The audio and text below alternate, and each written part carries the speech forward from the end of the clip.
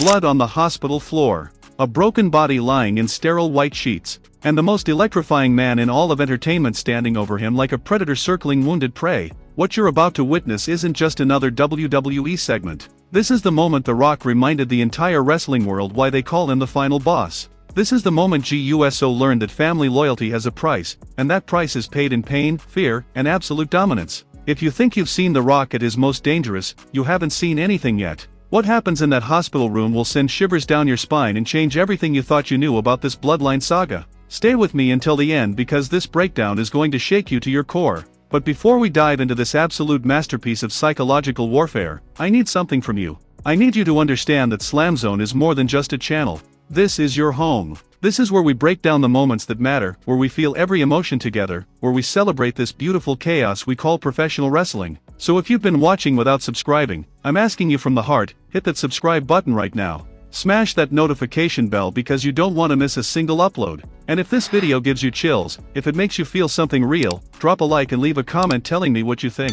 We're building something special here, and I can't do it without you. Now let's get into this. Picture this. A dimly lit hospital room. The antiseptic smell hanging in the air. The sound of machines beeping rhythmically in the background. And there, lying in that hospital bed, is GUSO. Main event GUSO. The man who broke free from Roman Reigns' shadow. The man who finally found his own voice, his own path, his own identity. But right now, none of that matters. Right now, G looks broken. Vulnerable. Human. His face is bruised. His body is battered. Whatever happened before this moment, whatever brought G to this hospital bed, it left him in pieces. And you can see it in his eyes. That flicker of pain. That uncertainty. For all his toughness, for all his resilience, GUSO is hurting. He's alone in that room, staring at the ceiling, probably wondering how it all came to this. And then the door opens. The camera slowly pans. The footsteps are deliberate, heavy, purposeful. And when the figure steps into frame, the entire atmosphere changes. It's like the temperature in the room drops 10 degrees. The air becomes thick with tension. Because standing there, dressed in black, radiating an aura of pure dominance, is The Rock. Not Dwayne Johnson the movie star. Not the people's champion with the electric smile and the crowd-pleasing catchphrases. No, this is the final boss. This is the most dangerous version of The Rock we have ever seen. His eyes are cold. His expression is stone. And the way he looks at GUSO, lying there helpless in that hospital bed, it's like he's looking at an insect. Something beneath him. Something insignificant. The silence is deafening. G's eyes widen. You can see the fear creeping in. Not the fear of physical pain. G's taken beatings his whole career. This is different. This is the fear of realizing you're in the presence of something far more powerful than you ever imagined. The Rock doesn't say anything at first. He just stands there, letting his presence fill the room. Letting G feel the weight of who he is. The head of the table. The final boss. The man who built this empire that G and his family have been fighting over. And then, The Rock speaks. His voice is low. Controlled. Every word dripping with authority and menace. He tells G that this moment right here, this is what happens when you step out of line. This is what happens when you forget your place. The Rock doesn't raise his voice. He doesn't need to. The power in his tone, the certainty in his words, it cuts deeper than any scream ever could. You can feel the emotion radiating through the screen. This isn't just a promo.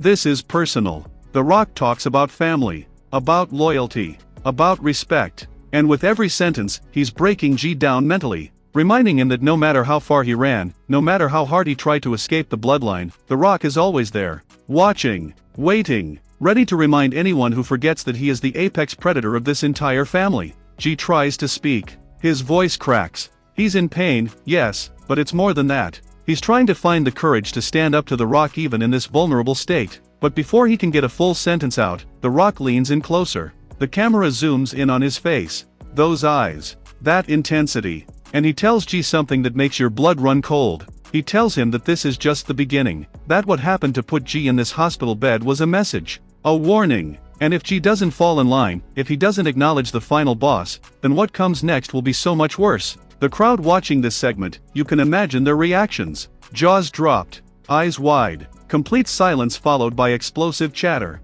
Because this isn't The Rock we grew up with. This isn't the guy making jokes and sharing laughs with the audience.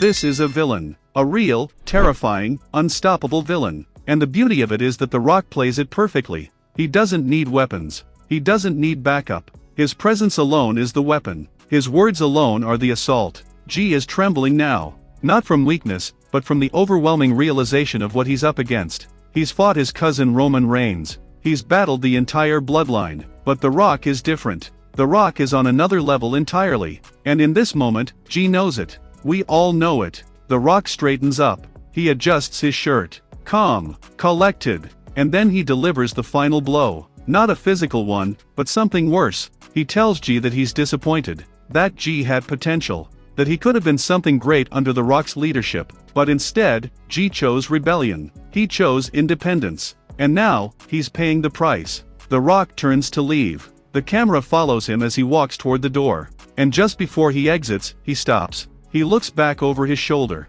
And with that trademark eyebrow raise, that subtle smirk, he delivers one last line. Something that echoes through the hospital room like thunder. Maybe it's a promise. Maybe it's a threat. Maybe it's both. But whatever it is, it leaves GUSO lying there, broken not just physically, but mentally, emotionally, spiritually. The door closes. The Rock is gone. But his presence lingers. G is left alone again with the beeping of the machines and the weight of what just happened crushing down on him. The camera slowly zooms in on G's face. And you can see it. The tears welling up. The realization. The fear. The acceptance that he's in way over his head. This is storytelling at its finest. This is what professional wrestling is supposed to be. Raw emotion. Real stakes. Characters you believe in facing consequences that matter. The Rock didn't throw a single punch, but he destroyed GUSO in that hospital room. He broke him down with words, with presence, with the sheer force of his will. And here's where it gets even deeper. Think about the history between these two. The Bloodline saga has been building for years. Roman Reigns as the tribal chief. G and Jimmy as his enforcers, his family, his right-hand men. But G grew tired of being controlled. He grew tired of being told what to do, of living in Roman's shadow. So he broke free. He became his own man. Main event GUSO. The crowd loved him for it. We all cheered when G finally stood up for himself. But then The Rock returned. The final boss. The man who legitimately is the head of the Anoa'i family. And suddenly, G's rebellion doesn't look so triumphant anymore. Suddenly, G realizes that escaping Roman was just the beginning, because now he has to deal with The Rock. And The Rock doesn't forgive. The Rock doesn't forget. The Rock demands absolute loyalty, and anyone who refuses will be made an example of. That hospital visit wasn't just intimidation. It was a demonstration of power. It was The Rock showing not just G, but the entire WWE universe, that he is untouchable. He is inevitable. He is the final boss for a reason. The brilliance of this segment is in the subtlety. There's no big brawl. No weapons. No interference. Just two men in a room. One lying broken. One standing tall. And the power dynamic is so clear, so overwhelming, that you don't need any of the usual wrestling theatrics. The tension is in the air. The emotion is in the performances. The storytelling is in every word, every gesture, every haunting silence. Before we continue breaking down the aftermath and what this means for the future, I have to pause for just a second. If you're feeling this right now, if you're as invested in this story as I am, do me a favor. Hit that like button. Subscribe to SLAMZONE and join this incredible family we're building. Ring that notification bell so you never miss a breakdown like this. And please, drop a comment below telling me your thoughts on The Rock's transformation into the final boss. Is he the greatest villain in WWE right now? Let's talk about it. Your support means everything to me, and together we're creating the best wrestling community on YouTube. Now, let's get back into this. After The Rock leaves that hospital room, you have to imagine what's going through G's mind. He's lying there, alone again, but everything has changed. The walls feel smaller. The room feels colder. Because now G knows that there's nowhere to hide. The final boss has marked him. And in the world of WWE, in the world of the Bloodline, that's a death sentence for your career, your confidence, your very identity. Think about the emotional journey G has been on. From being Roman's loyal soldier to finally breaking free and finding his own voice. The crowd chanting YEET for him. The standing ovations. The respect he earned by standing up to tyranny. All of that feels so fragile now. Because The Rock just reminded him and reminded all of us that individual courage means nothing when you're facing an unstoppable force. And that's what makes this so compelling. We want G to succeed. We want him to overcome this. But we also know, deep down, that The Rock is right. He is the final boss. He is the top of the mountain. And G, for all his heart and all his passion, might not be ready for this level of warfare. The beauty of professional wrestling is that it mirrors life. We've all felt like G in that hospital bed at some point. Beaten down by circumstances.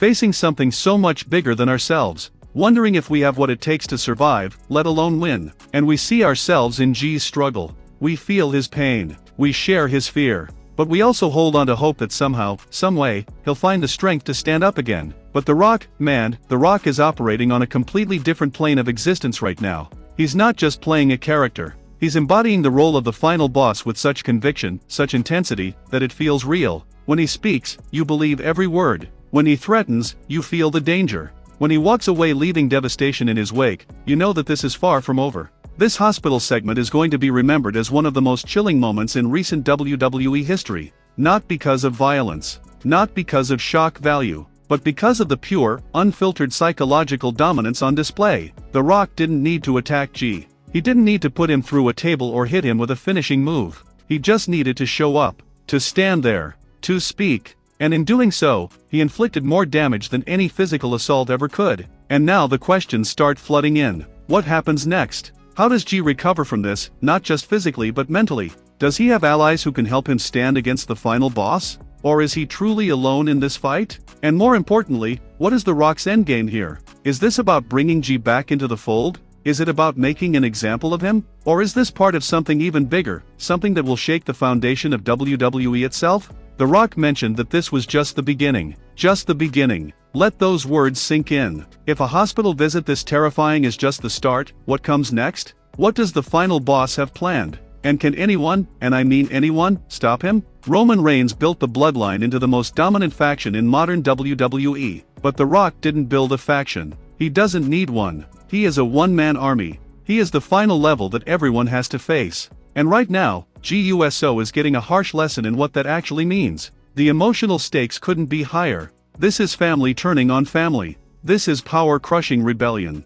This is the old guard reminding the new generation that respect isn't given, it's taken. And The Rock is taking all of it. Every ounce of respect, every bit of fear, every shred of control. He's taking it all back and making it clear that he never really lost it in the first place. You can imagine the locker room watching this. Every WWE superstar seeing what The Rock did to G and thinking, could I stand up to that? Would I have the courage to face the final boss? And most of them, if they're being honest, would have to answer no. Because The Rock isn't just physically imposing. He's mentally overwhelming. He's strategically superior. He's the great one for a reason, and he's proving it all over again. G's journey now becomes about survival. Can he pick himself up from this? Can he find the inner strength to not just recover, but to fight back? Or will this hospital visit be the moment that breaks him permanently? These are the questions that keep us invested. These are the storylines that make wrestling more than just choreographed fights. This is drama. This is theater. This is art. As we head toward the climax of this breakdown,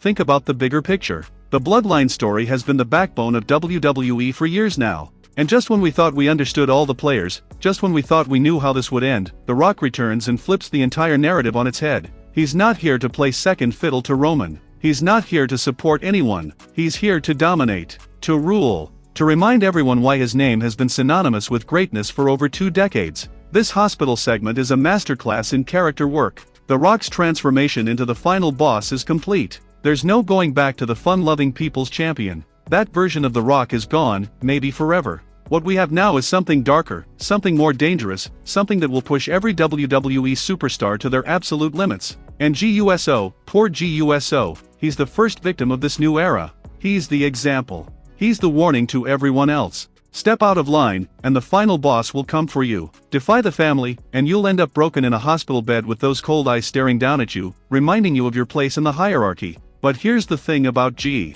He's resilient. He's a fighter. He's proven time and time again that he has heart. So while this hospital visit might have broken him temporarily, I have faith that G will rise again. Maybe not today. Maybe not tomorrow. But somewhere down the line, GUSO will find the strength to face the final boss one more time. And when that happens, it's going to be explosive. The Rock has laid down the challenge. He's drawn the line in the sand. He's made it clear that he is the Alpha, the Omega, the beginning, and the end of the bloodline. Now we wait to see who has the courage to step up and challenge him. Will it be G? Will it be Roman? Will it be someone we haven't even considered yet? The possibilities are endless, and that's what makes this so exciting. This is where legends are made. This is where careers are defined. This is the moment that will be talked about for years to come. The Rock's hospital visit to GUSO isn't just a segment. It's a statement. It's a declaration of war. It's the final boss letting the entire wrestling world know that he's back, he's in control, and he's not going anywhere. What we witnessed in that hospital room was more than just great television. It was a pivotal moment in WWE history. The Rock standing over GUSO, delivering psychological warfare with surgical precision, reminded us all why he's considered one of the greatest of all time. Not because of his moveset, not because of his championships, but because of his ability to make us feel, to make us believe, to make us care about what happens next. GUSO is broken but not defeated. The final boss is dominant but the story is far from over. And we, the WWE Universe, are blessed to witness this incredible saga unfold. This is professional wrestling at its absolute peak. This is storytelling that transcends the ring and becomes something real, something powerful, something unforgettable. Before I let you go, I need to ask you one more time. If this breakdown resonated with you, if you felt the intensity and the emotion as much as I did, please hit that like button. Subscribe to SLAMZONE because we're just getting started. I'm breaking down every major moment, every shocking twist, every emotional journey in the world of wrestling, and I want you here with me for all of it. Comment below and let me know your predictions. Where does this story go from here? Can G overcome the final boss? Is The Rock unstoppable? Let's discuss it together. Share this video with your wrestling friends because content like this needs to be seen, and hit that notification bell so you never miss an upload. Thank you for being here. Thank you for being part of the SLAMZONE family. This channel exists because of you, and every view, every like, every comment means the world to me. We're building something special together, and I'm honored to have you on this journey with me. The Rock has spoken. GUSO has been warned. The bloodline will never be the same, and we'll be here to break down every single moment as it happens. Until next time, keep supporting the wrestling you love, keep feeling those emotions, and remember that here at SLAMZONE, we don't just watch wrestling, we live it, we breathe it, we are it. This is SLAMZONE, and I'll see you in the next one.